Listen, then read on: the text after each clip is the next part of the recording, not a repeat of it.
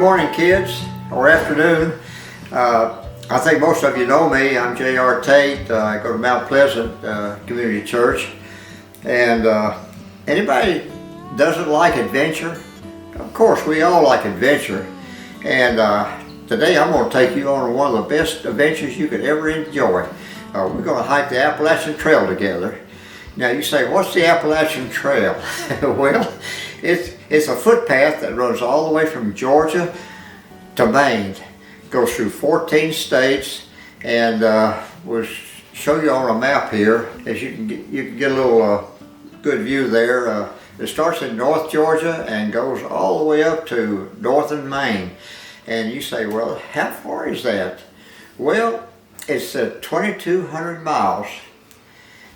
Now, to give you a little perspective, you're at Gatlinburg, and I'm in Dawsonville, and if I started walking to Gatlinburg and back, that would be 550 miles. And if I did that 4 times, I'd have hiked the length of the Appalachian Trail. So that gives you a little idea of how far that thing is. And by the way, I've hiked that thing 4 times. My wife says I'm kind of crazy, and I guess I am. But once you get the itch, there's only one way to do it, that's scratch it. So I want to give you some idea of what the trail looks like. It's just a footpath. It's marked by white blazes all the way to Maine. The mountains are fantastic.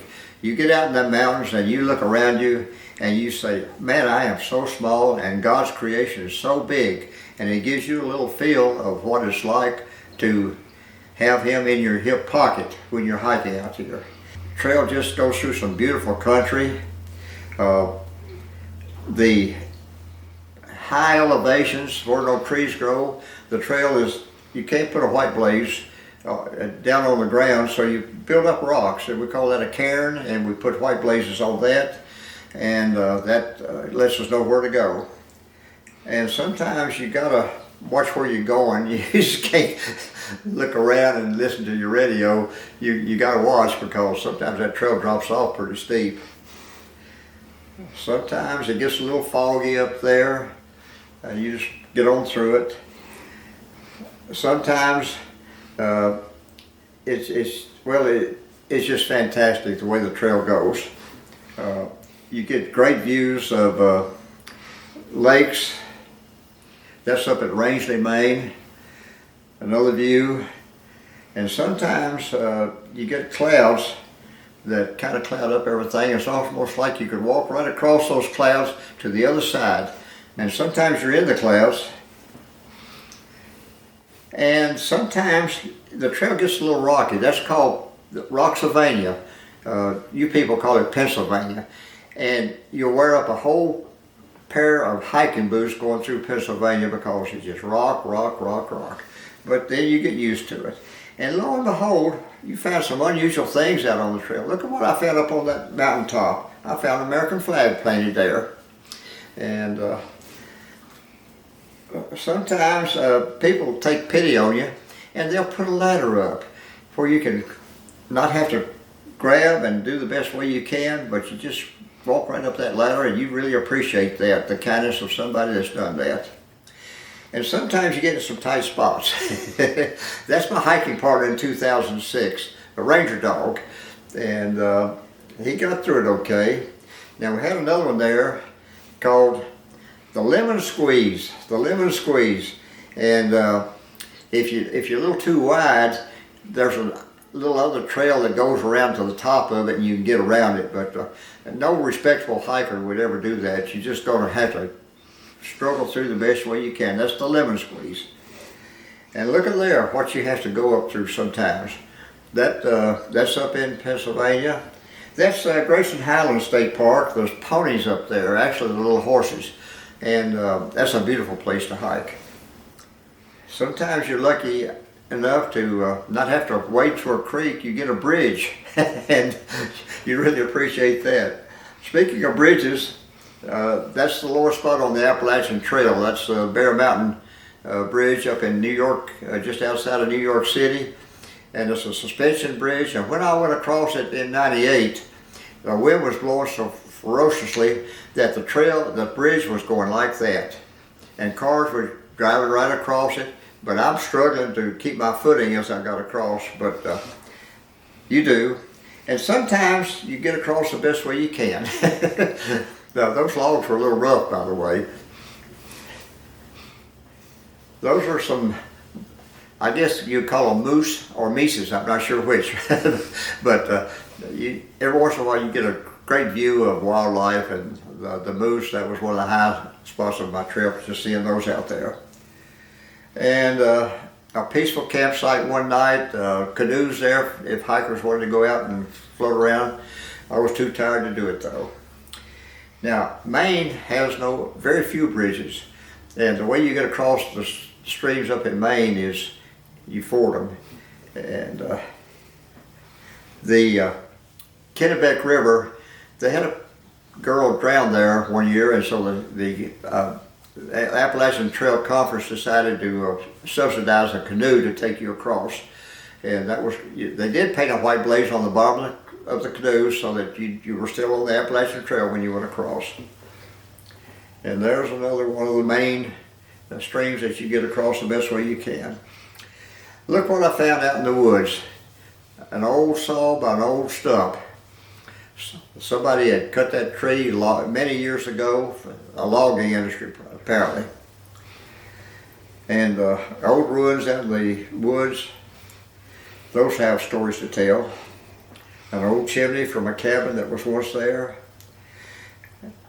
And this is called the Shelton Graves. It's up in Tennessee, and it's a Civil War relic.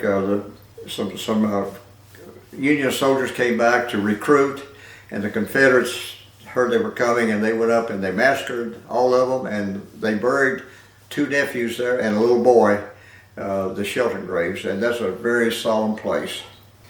The Eastern Continental Divide. You thought we only had one continental divide, didn't you? You thought it was the Western Continental Divide. But on the Eastern Continental Divide, if you drop some water on the east side, it goes to the Atlantic Ocean. And if you drop some water on the west side, it goes to the Mississippi River and back to the Atlantic Ocean. The Mason-Dixon line, the trail, when it gets out of Pennsylvania and goes into Maryland, you cross the Mason-Dixon line. And as most of you know, that was an important line during the precursor to the Civil War. You older children, you might want to look at that up a little bit, because I think you'd find that very interesting. But once you cross the Mason-Dixon line, everything changes for us old Southern boys. You cannot find grits in the restaurants. No grits. And you ask for sweet tea, and they give you iced tea and a little packet of sugar. And so it's different up there, but you roll with it, you learn to live with it. Trees, we're going to talk about trees here for a few minutes. I found that out there. Somebody got happy trying to make the hikers happy, I guess. Looking at the smiley face, it did make me feel much better. That's called the Dover oak.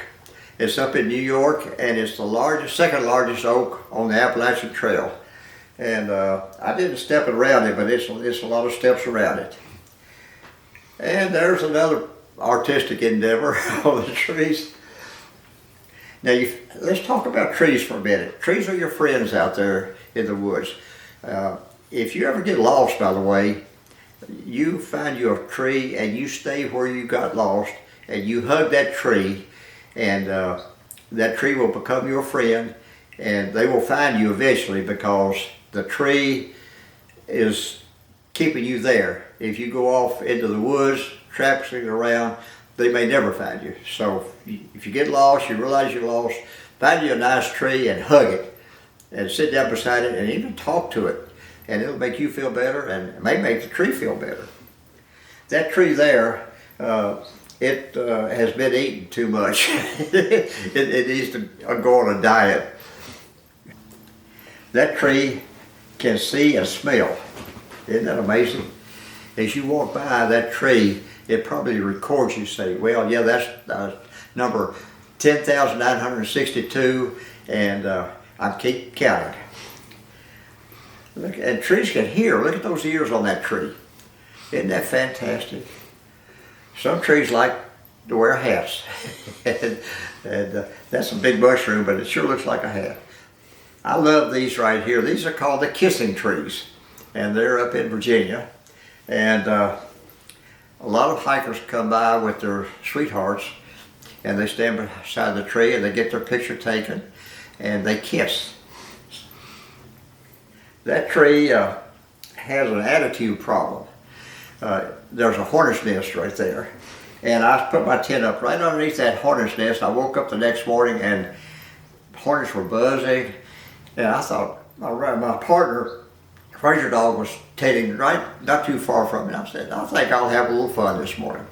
So Ranger dog got up and I got up, we got packed up, and then I slapped that hornet's nest and I said, run, Ranger dog, how fast can you go? Some trees have a little impaired problem. That tree, it ended up with a crutch. I don't know whose it was, but I guess somebody else will use it eventually. That right there is, if that's what I'm thinking about, yeah, that's a restricted area up in Virginia, and the sign says no trespassing, trespassers will be eaten.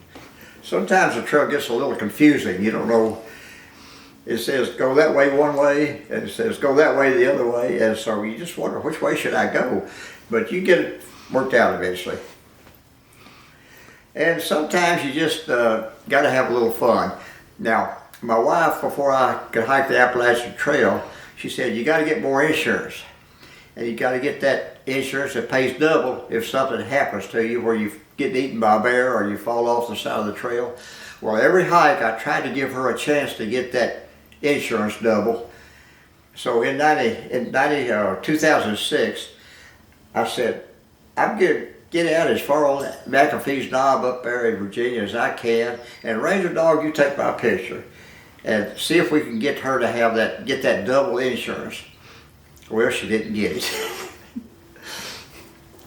I thought I'd give her another chance. That's called the guillotine. And that's what the French used to cut the heads off during the French Revolution. So that's kind of a facsimile, but obviously she didn't get it again. Now sometimes the trail gets a little heavy. That's up in New Hampshire. Yeah, and I'm walking up one of the big, above 5,000 foot balls there, mountains, called Mount Moose Lock. And it was raining, and my pack felt like it weighed 100 pounds. Oh man, it was heavy, but I finally made it. And we say on the trail, no rain, no pain, no main. And that's very true. Let's take a little break. I'm eating a Snickers bar, I think. On the 5th of May, 1990, I ate 11 Snicker bars in one day, the big ones. And the reason I remember that is because my oldest son's birthday, and when I finally got in my tent that night, I had one left, the 11th one, and I said, Kelly, it's your birthday, I'm going to eat this one for you. Now every year since, I have eaten a Snickers bar on the 5th of May for him. Sometimes it's with him, sometimes it's not. But I always eat that one Snickers bar on the 5th of May, whatever year it is, in remembrance of that 5th of May, 1990, when I ate 11 Snicker bars. Don't try it at home, kids. And romance blossoms on the trail. Damascus, Virginia, we had a wedding, and I think they're still together. Taking a little break up on a little ledge up in New Hampshire, and there's Ranger dog flaked out on a rock bed up there. And you wear your socks. I could usually carry 3 pairs of socks, but I wore holes in one of them, and the other one I tried to wash, and one night I got into camp and it smelled so bad. I said, I'm going to burn these socks. So I'm hoping that the other hikers weren't offended, because it sure put out a smell. Oh, the beautiful sunrises up in Maine. Maine is a beautiful country. and the sunrises are just awesome. And the sunsets, look at that beautiful view there. And there's Ranger Dog. He had diabetes when he left on the trail, and by the time he had hiked up the way to Maine, he had no sign of diabetes, and he was eating Baby Ruth Snickers bars, the big ones. And of course, when he got home and he quit exercising, the diabetes came back. But boy, we sure had fun eating Snickers bars and Baby Ruths. Oh, and let me tell you something.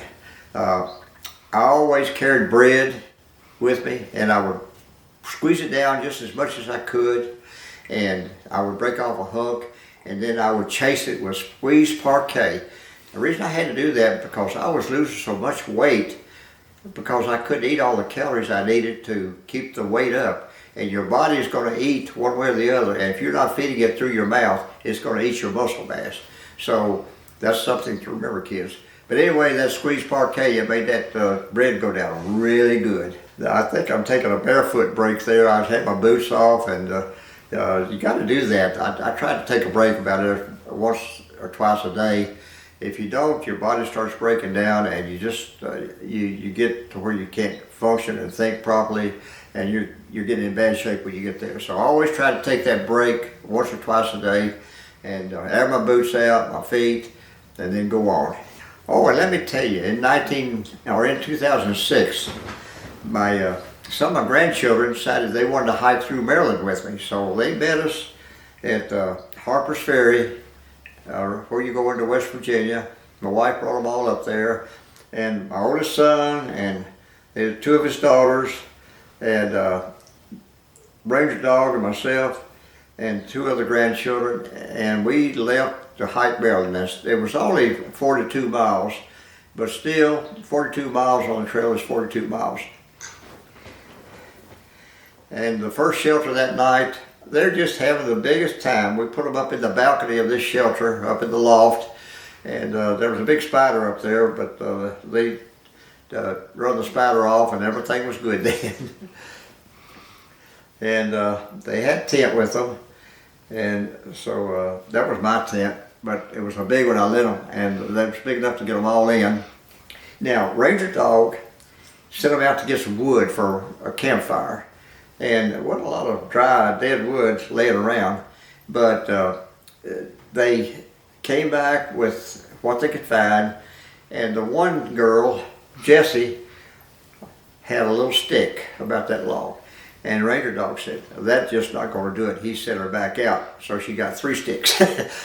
That little girl now is a dermatologist surgeon, and lives up in northern Wisconsin with her husband, who's also a dermatologist surgeon. Oh, and let me tell you something. The second day we started on that Maryland hike, it started raining, and it poured down. Oh man, we had a low pressure system come through, and it dropped 10 inches of rain on the trail. Well, we got to this overpass over an interstate, and the gals had got on, but we decided we'd unload our packs and we just dry out real good.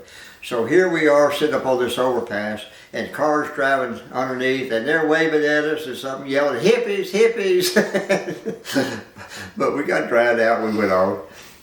Oh, and that's one of the old shelters there. I didn't spend the night there, but you can see how 4 bunks there if you wanted to stay inside. But I went on to a better one. And that's up in Virginia, but it got cold, and Ranger Dog and I, we everything we had we put on, and we waited there for about a day until it warmed up a little bit, because we just didn't have the motivation to get up and go on. And it was just nice staying there in that shelter. Now that was my home away from home, my little tent. Kind of cramped, but it was a nice little tent, and it kept the rain off of me. And I could eat when it was raining. I just cook it a little bit just outside the flap. And you can see the gear I carried there, just a little stove and a little pot, and it gave me everything I needed. Oh, and privies. Outhouses, privies, you find them at every shelter, and most of them are what we call green. They use a compost type thing, and then you get done, you take a little handful of forest of pine needles and whatever they got there, and you put that in. And that's one of the nicer shelters there, or privies, one of the nicer privies. Now that one there has seen better days, and when you go in there, if you don't move with the privy, in other words, you got to tilt yourself, then you're in trouble because you're awkward. Now that one there didn't have any walls, and there was a sign up that says, if you feel like you need your privacy, use your rain jacket or your slicker or your poncho. Well, I didn't have a poncho, so I guess I didn't need my privacy. And that one there, I eyeballed it, but I decided, no, I don't think I want to use that one. And I don't think it got much use either. Oh, bears. Well, let me tell you a little bit about bears. The Smokies are full of bears, and the Shenandoah Park is full of bears. In the Shenandoahs, I got chased 2 times by bears, and it was my own fault. And I think they were just what we call bluff charges. But the first time, I got too close to try to get a picture, and the bear charged me, and I took off about 20 or 30 feet, and he stopped, and I stopped, and I got my picture, and I went on. The second time, I got too close, and he charged me, and I dropped my camera, and I moved on back a ways. And then I had to watch as the bear picked my camera up and slobbered all over it to see if it was worth eating, and then he spit it out. And when he left, I went down and got my camera and wiped it all off, took it down to the spring and washed it. And I learned a lesson. Don't get too close to bears to try to get a picture. There we are, we're having a hot dog roast. We ran into this other guy, and he had some hot dogs, and we had some marshmallows. So boy, we're in business. So we built a little campfire, and we had our little wiener roast there, and we had some beans to go with it too. Beans go good with hot dogs. And trail magic. Oh man, let me tell you about trail magic. Trail magic usually provided by some other hikers that have finished the trail, and they know how bad it gets out there. You get hungry, or you stay hungry all the time. So sometimes they'll put a little cooler by a road crossing, and they'll fill it with drinks or sandwiches or no Snickers bars. I never found a Snickers bar. And you just you take one of each, because you don't want to take too much because you got other hikers coming behind you. Sometimes trail magic is just some oranges hanging on a tree. Oh, they felt good. Now let me tell you something about trail magic. If you eat too much, that's what can happen to you. So you try not to eat too much. You hike far enough, and all of a sudden you see somebody has put sticks down that says 2,000 miles. You come 2,000 miles. So you do the math, kids. You come 2,000 miles, the trail's 2,200 miles, you still got 200 miles left to go. But if you hit the 200 mile mark, your 2,000 mile mark, you're officially listed as a 2,000 miler by the Appalachian Trail Conference. And then comes the day you walk around this lake, and way in the distance, what do you see on the horizon? You see a big mountain, and that's where you're headed for. That's the end of the trail. Mount Katahdin. That's the Penobscot River, and you cross on a bridge there, and you hit a little trail, a little convenience store right on the other side of the building. Now, you've come through what's called the wilderness. It's 200 miles of no stores, no nothing, and you've got to carry enough food to get you through. So you've eaten all your food by the time you get there, and you hit that little store, and I ate 2 dozen donuts, just like that. And oh, that was so good. Now, then you come to the fun part. That is Mount Katahdin, and you've got to climb up that long thing called the Hunt Spur, and it's no fun. Well, that's another picture. The fog closes in, and boy, it gets dismal up there. It gets cold. There you're still going up the spur there, and then you reach the tableland, and when you hit that, you've got 1 more mile to go. 1 mile. It's a bittersweet experience, let me tell you. And then there it is, 1 mile up on the very tip top of Mount Katahdin is the sign, Mount Katahdin. And you kiss that sign and you stand behind it and you get your picture made and you're done. But still you got 5 miles you got to go back down to the park where your wife is waiting for you to take you to where you're going to spend the night in a good warm motel and get a good bath and eat a great big supper. But David Henry Thoreau, that's somebody else you need to look at. He was a naturalist. He tried to climb Katahdin 3 times and he never made it all the way to the top.